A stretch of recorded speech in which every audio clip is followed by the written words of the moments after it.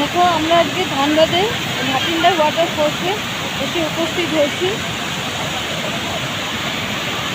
এই ওয়াটার ফলসটি কিন্তু অন্যান্য ওয়াটার ফলস থেকে মানে একটু আলাদা এই কারণে বললাম যে অন্যান্য ঝর্ণা কিন্তু এতটা কাছ থেকে মানে দেখা যায় না, কিংবা এর মানে মাথাটাও দেখতে পাবে না, কিন্তু এই ঝর্ণাটার তুমি মাথাও দেখতে পারবে আর কাছ থেকে তো তুমি উপভোগ করতেই পারবে। তুমি মানে তোমরা ভিডিওতে দেখতেই পাচ্ছ যে কতটা কাছে গেলে পরে এটা উপভোগ করতে পারা যায়।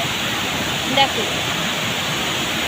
স্রোত, দেখো ভয়ঙ্কর স্রোত। এখনও যদি এত ভয়ঙ্কর হয় তাহলে বর্ষাকালে বুঝতেই পারছো একটি জলপ্রপাতের স্রোত কতটা ভয়ঙ্কর হতে পারে।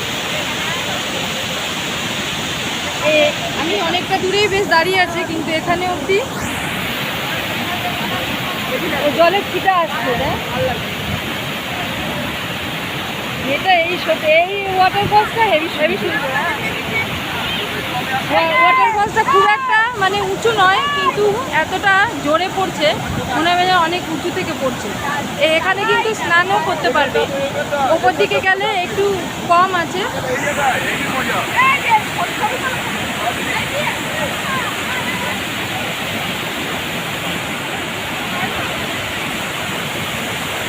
এখানটা হচ্ছে সব থেকে বেশি সুন্দর।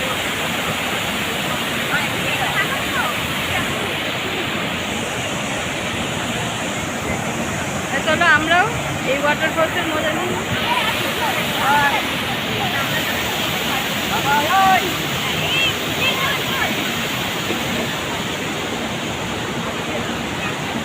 দেখো পুরোটাই ঘুরে দেখাই তোমাদের। এই টাইমে আসলে একটু ভিড় কম হবে। বর্ষাকালে কিন্তু ভালো হয়, কিন্তু শীতকালে কম থাকে।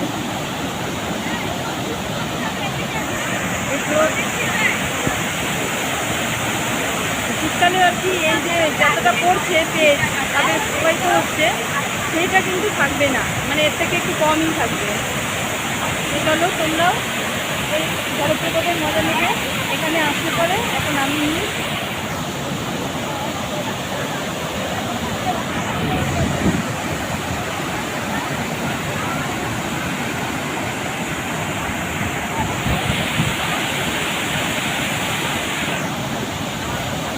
ওখানে নৌকা বিহার লেখা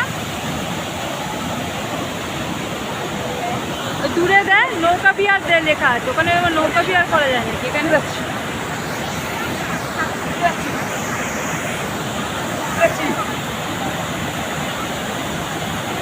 তাহলে চলো দেখো ওই ঝর্ণাটা এতটাই সুন্দর। এখন সত্যি এখানে দাঁড়িয়ে আছি, কিন্তু জলের হালকা হালকা মানে একটা ছিটা আসছে, ওটাতে হেভি লাগছে।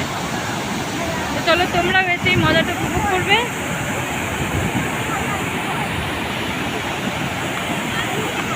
ধানবাদের ট্যুর আমাদের আজকের মতন কমপ্লিট হয়ে গেল। আবার দেখা হবে অন্য কিছুতে।